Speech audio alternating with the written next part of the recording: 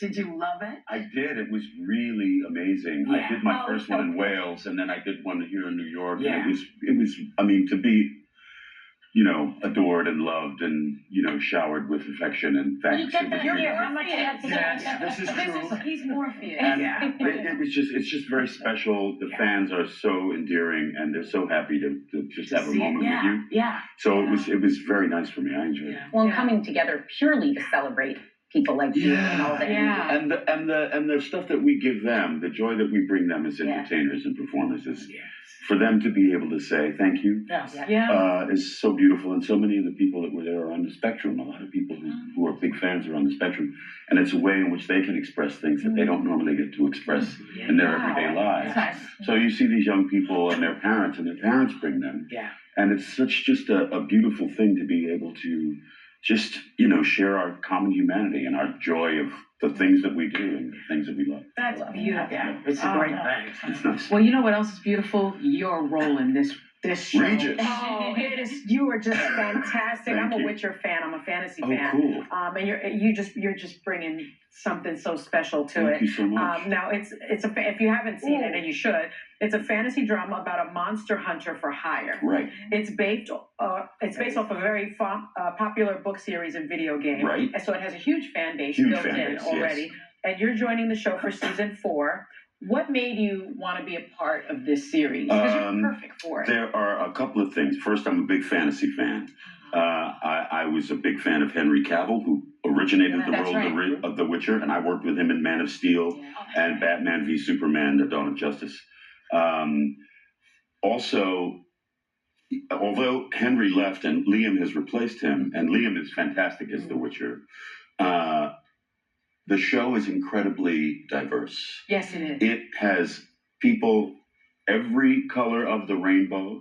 It has people that are above the rainbow, over the rainbow. It also has people who are under the rainbow. Yeah. It is really very representative of our world and the human family. And also, it is incredibly female forward. The women characters in the show are all empowered, in charge, kicking butts, taking names, making choices, making decisions. They're in the lead. And all of those things, because my mother was my first, authority figure. So I don't have a problem following a woman's lead. Nice. And so, I just, if you're a leader, you're a leader. Yeah. And so those are the reasons I wanted to be involved in it. Very good. Yeah. So Laurence, you've been acting for over 50 years, even though you're only 25. And great films, all great films. The Color Purple with Whoopi. Yeah. Apocalypse Now. Yeah. The Matrix. Yes.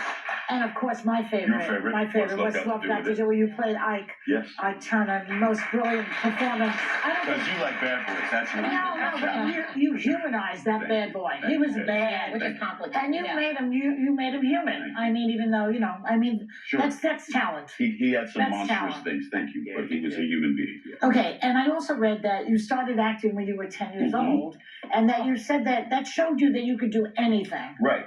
Growing up, being born in the 1960s, in the skin that I come in, there were limitations. It was a constant reminder that you couldn't do this, you couldn't do that. Sure. And then there were also constant reminders of that you could do anything because we had great leaders and we had great people in this country who were showing us the way. That's right.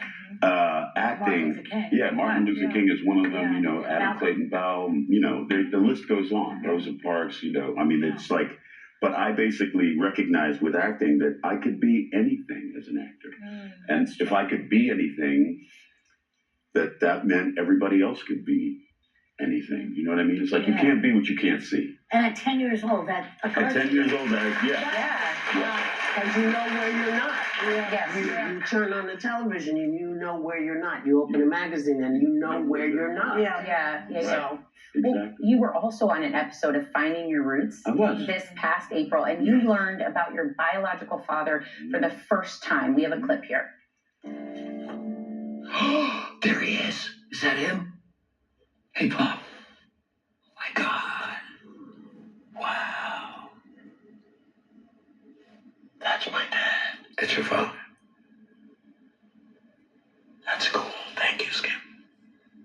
What's it like finally to see his face? It's so nice to see his face and to see him smiling. And and he's dressed well. He's probably what? Late 40s, early 50s in this photograph? I think so. Yeah. He looks like a kind man. He looks like a kind man. So, he passed away, but how did it feel to finally figure out, or finally find out who he was? It was so wonderful. I can't even describe it. All I can tell you is that there's this thing that people say, everyone has a hole inside themselves that's as big as their father.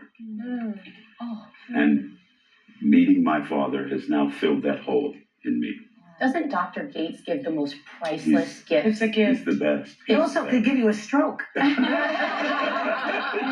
like, True. oh, you didn't know that was coming that No, great I mean, it was something. And I also was very honored that, you know, my episode is also Dr. Gates' episode. Yeah. He's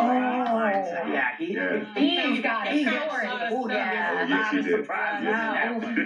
That fits him. It needed to be that way for It him. was so nice. It's such an honor for me. Please come back as Always. often as you can. Yeah. We missed you. I haven't seen you You in a look while. so well, all of you. And thank you so much for your conversation.